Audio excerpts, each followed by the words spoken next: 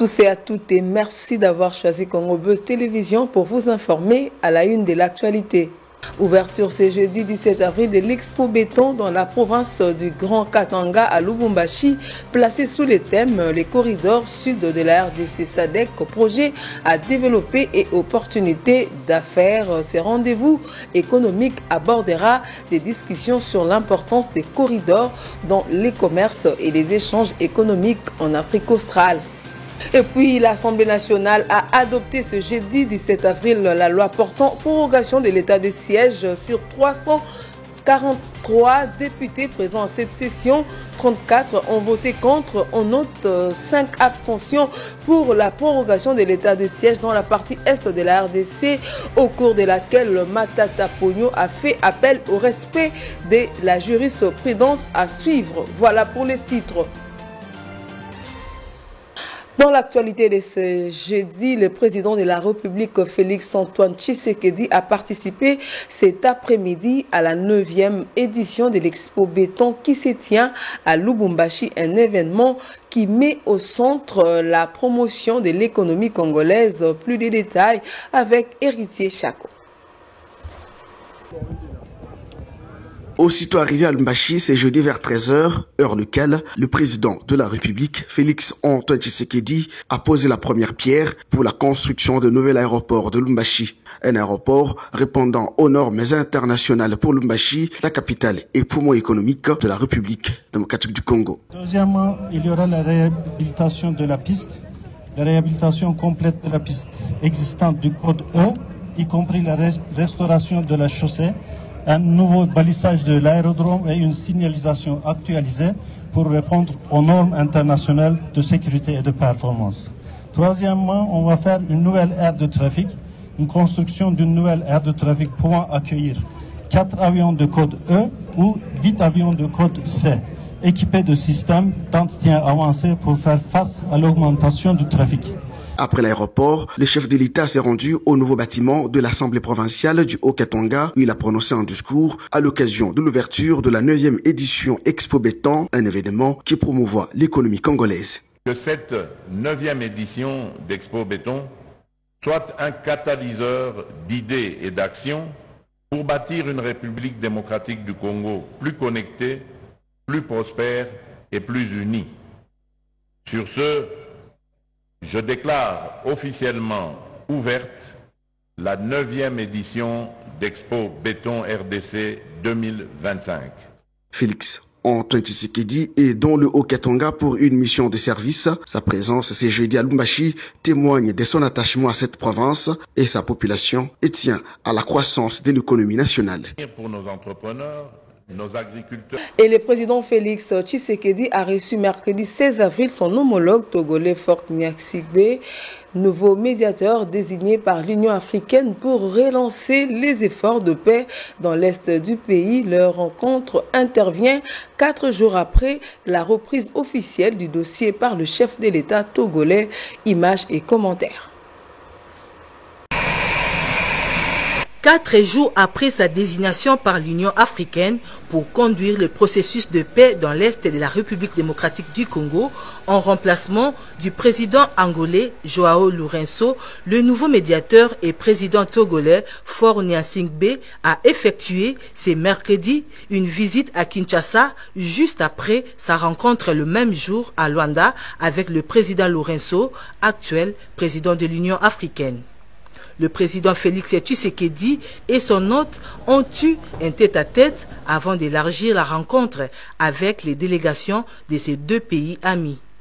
Reçu en début de soirée en sa résidence de Mongalema, le président Gnassingbe est venu s'entretenir avec le chef de l'État sur la reprise des processus de paix en RDC. Les deux chefs d'État ont échangé sur les contours du processus aligné de Luanda-Nairobi qui désormais devra être conduit sous la médiation du président togolais. À l'issue de cet échange, le nouveau médiateur n'a pas fait de déclarations à la presse. Bien avant ces tête-à-tête, le président Félix Tshisekedi a reçu l'envoyé spécial du président de la Zambie, accompagné du candidat unique de la SADC à la présidence de la Banque africaine de développement, BAD. M. Enoch Kamvindele, l'envoyé spécial zambien, dit à... Dans un autre registre, clôture ce jeudi 17 avril de la première Assemblée générale du Conseil supérieur de la magistrature avec l'intervention de la première ministre Judith Souminois. Représentant le chef de l'État, cette dernière a réaffirmé l'engagement de protéger les patrimoines judiciaires et a renforcé les compétences de nouveaux magistrats par une formation de base. Suivez cet extrait choisi par Eunice Atontou. En ma qualité de chef du gouvernement, représentant du président de la République, magistrat suprême, je réitère l'engagement du chef de l'État, garant des institutions, à veiller à la mise en œuvre intégrale de vos décisions dans le respect de l'indépendance du pouvoir judiciaire. Le chemin de la refondation exige une collaboration étroite entre toutes les institutions. À cet effet, le gouvernement soutiendra activement la mise en œuvre de vos résolutions. Cela inclut le financement de la formation des nouveaux magistrats, la prise en charge des frais de mutation et de titularisation, ainsi que le bon fonctionnement des chambres disciplinaires.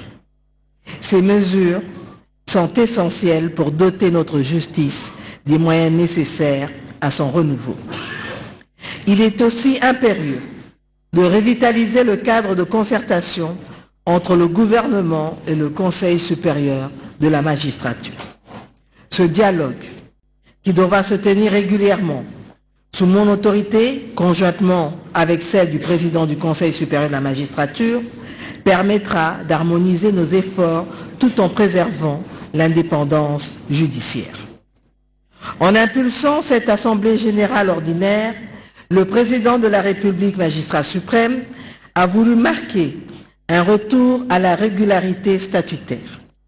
Trop longtemps, et comme cela a été dit par M. le Président du Conseil supérieur de la magistrature, les sessions du Conseil supérieur de la magistrature ont été reléguées à des réunions extraordinaires, souvent incertaines. Il est temps de renouer avec la légalité et de garantir que ces assises se tiennent chaque année en avril, comme prévu.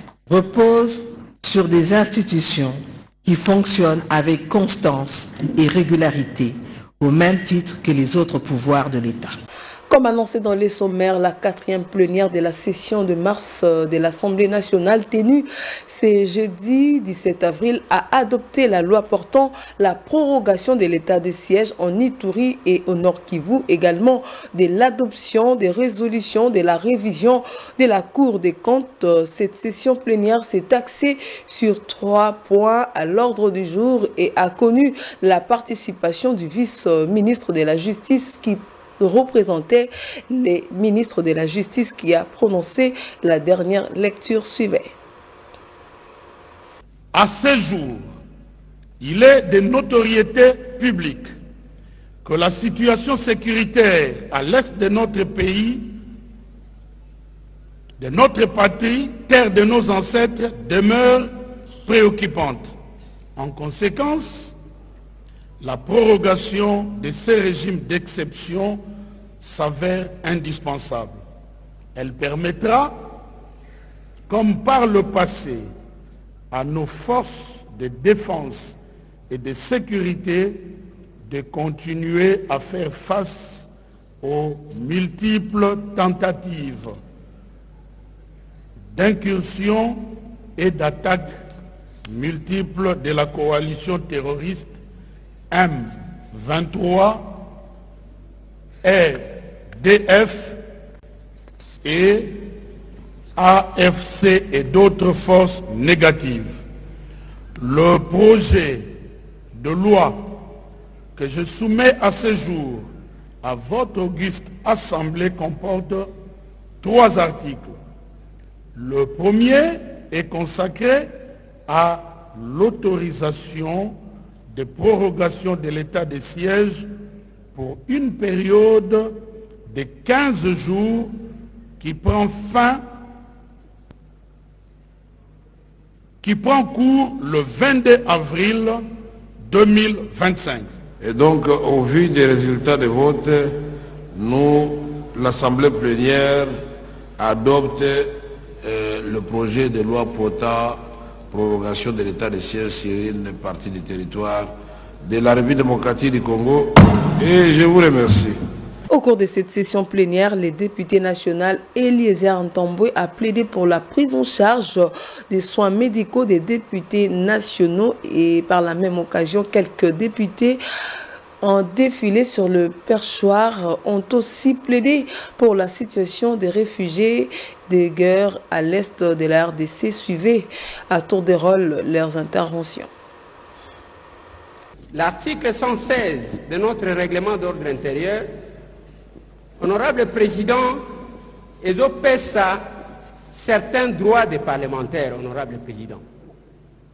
Parmi ces droits-là, il y a la question, il y a soins de santé, honorable président. Même ceux qui te disent que Zanga, Makambu Nyonso, Bafre Nyonso, il est quand même inconcevable, honorable président, que jusque la deuxième session parlementaire, les députés ont place à Kozwa, soins médicaux, honorable président.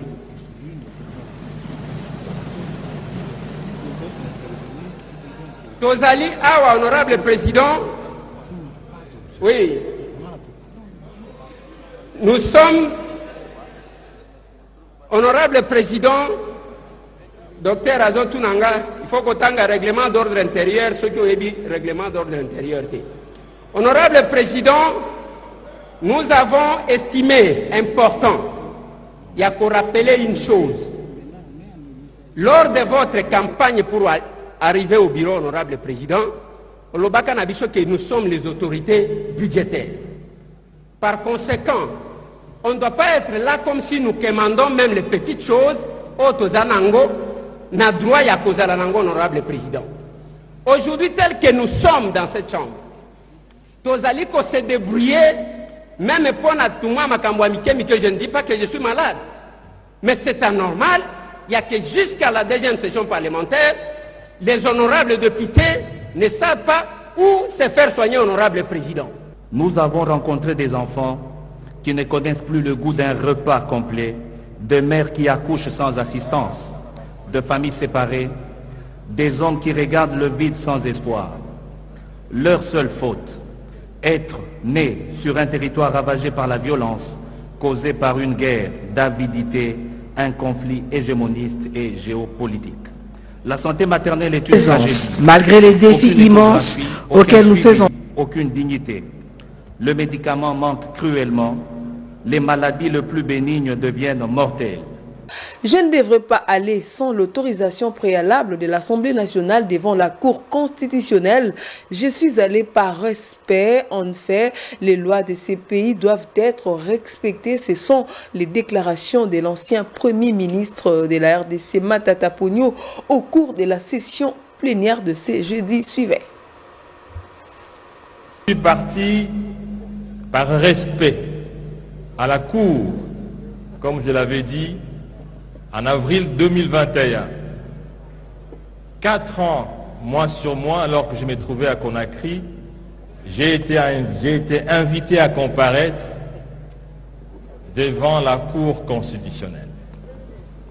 Alors que 99,99% de la population congolaise m'a conseillé de ne pas venir, j'ai dit je viendrai, je fais foi à la justice.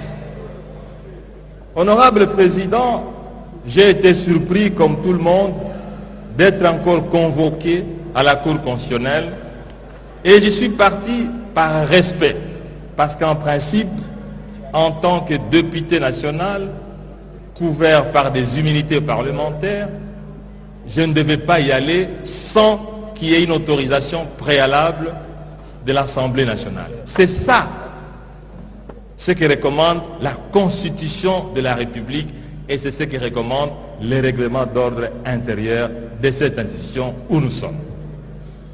Les collègues Nicolas Kazadi a bénéficié de même procédure. Je suis allé par respect à cette institution, la plus grande prestigieuse cour de ce pays, où j'ai indiqué au juge que voilà, je suis venu, mais il y a une condition, Quelle n'a pas été ma surprise, l'honorable président, de dire cette immunité parlementaire, pour nous, elle ne vaut rien. Mais je suis très étonné. Et on me l'a répété plusieurs fois. Il y a même un juge qui est allé jusqu'à dire, voilà, ce type d'immunité parlementaire, il y en a pour l'opposition et il y en a pour la majorité. Honorable président, honorable membre du bureau, nous n'avons pas peur d'affronter la justice, mais nous voulons que les lois de ce pays soient respectées. Dans le reste de l'actualité, devant le Conseil de sécurité de l'ONU, mercredi 16 avril à New York, la ministre des Affaires étrangères Thérèse Kayikwamba a salué les sanctions contre le Rwanda et les M23, tout en rappelant à faire respecter la résolution 2773 violée selon elle par Kigali. On l'écoute. Certains acteurs se sont déjà mobilisés en imposant des sanctions ciblées contre le Rwanda et le M23. Cela mérite d'être salué. Une décision du Conseil ne peut rester sans suite, en particulier lorsqu'elle est ouvertement violée par un État qui contribue pourtant aux opérations de maintien de la paix. Fort de ces mesures, le Conseil doit désormais faire respecter sa propre décision. L'expérience le montre. Les sanctions ciblées et la pression politique fonctionnent. Elles modifient les rapports de force, réduisent les soutiens extérieurs et favorisent les ajustements de posture. Il est temps de les intégrer dans une réponse multilatérale structurée. Et demander des comptes ne devrait pas valoir une menace. Personne ne devrait être envoyé en enfer pour avoir défendu la Charte des Nations Unies. La République démocratique du Congo recommande ainsi de constater formellement le non-respect de la résolution 2773 par le Rwanda, de mettre en place un mécanisme de suivi assorti de mesures coercitives progressives, de sanctionner la chaîne de commandement des RDF et des décideurs politiques responsables, de révoquer le statut du Rwanda comme pays contributeur de troupes, d'imposer un embargo sur les minerais rwandais issus de l'exploitation illégale en RDC et d'instaurer un régime de notification obligatoire sur les transferts d'armes à destination du Rwanda. Ces mesures sont fondées dans les faits, le droit et le mandat même du Conseil de sécurité. Sans ce fait palpable, il est fort évident que le Rwanda et le M23 puissent entraîner la perte totale de l'autorité de ce Conseil, non seulement aux yeux des populations congolaises meurtries depuis 3 décennies, mais aussi aux yeux de toutes les nations du monde qui croient encore à la mission universelle de ce Conseil. Monsieur le Président, Mesdames et Messieurs les membres du Conseil, alors que ce Conseil délibère, les populations de Goma, de Bukavu, et de l'Est de la République démocratique du Congo en général subissent chaque jour les conséquences de l'inaction. Elles ne sont pas oubliées, leur souffrance est visible, leur résilience force le respect, leur dignité demeure intacte et notre unité nationale inébranlable. Avant que l'espoir soit ravivé par la résolution 2773 ne s'éteigne, la République démocratique du Congo appelle ce Conseil à décider sans délai des organes chargés de son exécution, évaluer clairement les conséquences de non-respect, y compris par des sanctions ciblées, et mettre en place un mécanisme de suivi garantissant la redevabilité et la cohérence de la réponse internationale. Alors que ce Conseil délibère, les populations de l'Est de la République démocratique du Congo continuent de subir les conséquences de l'inaction. En bref et en images, décès en détention mercredi 16 avril du général Alengbia Nietetesia, commandant de la 34e région militaire. Ces derniers faisaient partie des 5 prévenus poursuivis devant la haute cour militaire pour lâcheté face à l'avancée de rebelles du M23 AFC dans la partie est du pays. Selon ses avocats, il était malade depuis son arrestation, mais ses demandes de libération provisoire pour soins avaient été rejetées. L'ex-première dame de la RDC, Olive Lembe, n'a pas tardé à réagir. Elle est montée au créneau après l'annonce de la réquisition par les services de sécurité à Kingakati ce jeudi 17 avril. Olive Lembe dénonce ces pratiques qu'elle qualifie d'acharnement. C'est la fin de ce journal. Merci à vous de l'avoir suivi. Retrouvez ces programmes sur les réseaux sociaux Facebook, Twitter et YouTube. Merci.